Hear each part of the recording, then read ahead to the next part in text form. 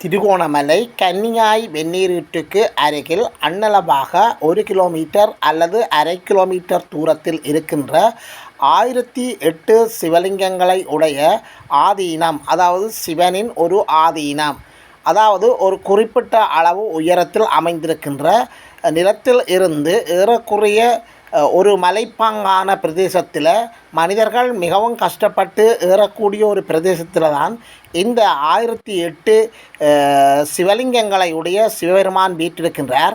இந்த இடத்திற்கு நாங்கள் இப்பொழுது பயணத்தை மேற்கொள்ளப் போகின்றோம்.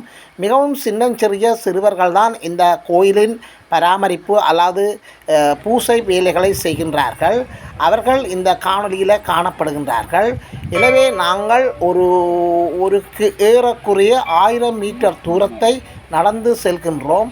நடந்து செல்கின்ற போது காடுகள், மேடுகள், பள்ளங்கள் என்று மலைகள் மற்றும் கரடுமுரடான மிகப்பெரிய பாறாங்கற்கள் அவ்வாறான ஒரு இடத்துக்கை நோக்கித்தான் நாங்கள் நகர்ந்து செல்கின்றோம். நீங்கள் பார்த்தீர்கள் என்று சொன்னால் மிகப்பெரிய பாறாங்கல்கள் உருண்டு வந்து பள்ளத்தாக்குகளை நோக்கி இழப்பதை காண்கின்றீர்கள். மிகவும் கரடுமுரடான ஒரு பாதையை நோக்கி நாங்கள் நகர்ந்து கொண்டிருக்கின்றோம். இந்த பாதைகளில் இருமரங்கிலும் பள்ளத்தாக்குகளில் ஆங்காங்கே சிவலிங்கங்கள் காணப்படுகின்றன. அந்த சிவலிங்கங்களை பார்க்கின்ற போது முளைத்திருக்கின்றது போன்றதான். இங்கே பார்த்தீர்கள் என்று சொன்னால் அந்த பகுதியை நோக்கி நகர்கின்ற போது அந்த பள்ளங்கள், சமதரைகள் அனைத்து இடங்களிலும் சிவலிங்கங்களால் நிறைந்து காணப்படுகின்றது.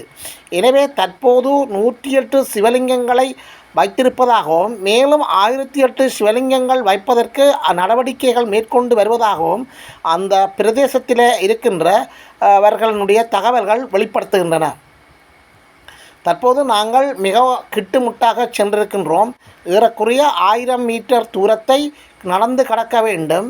எனவே மிக வயசு போனவர்கள், இயலாதவர்கள், குழந்தைகள் என்று சொல்லி எவருமே நடந்து செல்ல முடியாத ஒரு பாதை. ஆனால் மிகவும் இலகுவாக நடந்து கொண்டு செல்கின்றோம். அது இறைவனின் அருளோ என்னவோ எனக்கு தெரியவில்லை. சில இடங்களில் செங்குத்தாக காணப்படுகின்றன. சிறுவர்கள் மிக விரைவாக நடந்து செல்கின்றார்கள். உண்மையில் இந்த இடத்தை சாதாரணமாக நடந்து செல்ல முடியாது.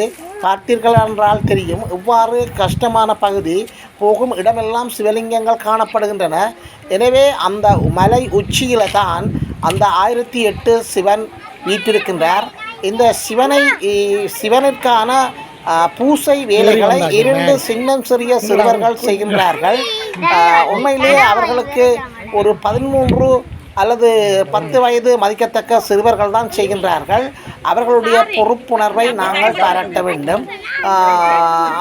இங்கே போகின்ற போது ஒவ்வொருவரும் அதாவது போகின்ற ஒவ்வொருவருக்கும் அந்த மலையில் ஏறுகின்ற போது சிறுவர்கள் தான் வழிகாட்டி கொண்டு செல்கின்றார்கள். அந்த சிறுவர்களே பூசைகள் செய்து, அபிஷேகங்கள் செய்து, ஆராதனைகள் செய்து, நைவேத்தியங்கள் எல்லாம் செய்து பூசை பொருட்களை மக்களுக்கு கொடுக்கின்றார்கள். எனவே மக்கள் தங்களுடைய இப்போ பார்த்தீர்கள் தெரியும், அங்கே நிற்கின்றார்கள் 2 சிறுவர்கள். எனவே அவர்கள்தான் இந்த பூசை போன்ற இறைவனுக்கான அந்த இறைவனை வழிபடுவதற்கான அந்த வழிபாட்டை செய்கின்ற ஆச்சாரியார்கள் போல காணப்படுகின்றார்கள். அவர்கள் பூசை செய்து பூக்கள் மற்றும் பழங்கள், தீர்த்தங்கள் போன்றவற்றை அடியார்களுக்கு வழங்குகின்றார்கள்.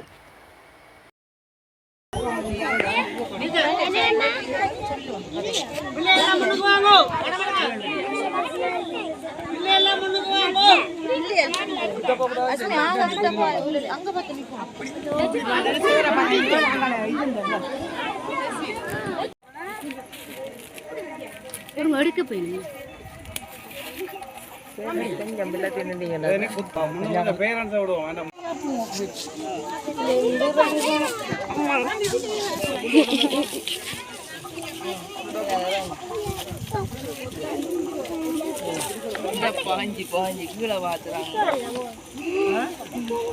பாதமாக இருக்குது.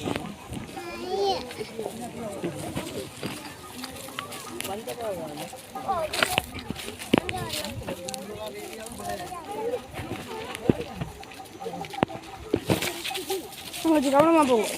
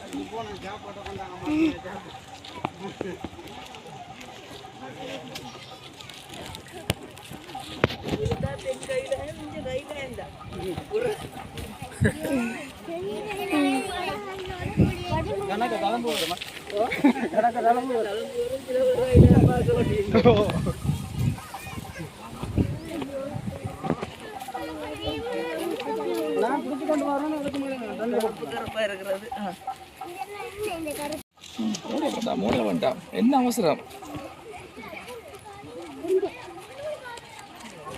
லவா, என்ன அவசரம் லவாக்கு? காதலி ஒன்றும் கேட்காத என்ன?